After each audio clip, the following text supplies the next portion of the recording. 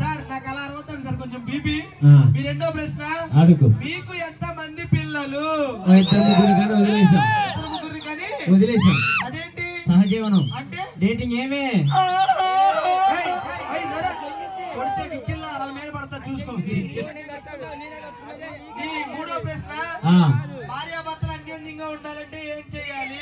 అది భార్య భర్తలను అడగాలి. మరి మీరెవరు అరగుండోడా? సహజీవనం అంటే డేటింగ్ ఏమే ఒక్కసారి అవ్వనంటే మైక్ ఈ చెవులో జిల్లా చెవులో చెప్తాది. మరి ఆడికి ఏం చెప్తావు? మైక్ సెట్ ఉడికి. Okay okay last and final ప్రశ్న.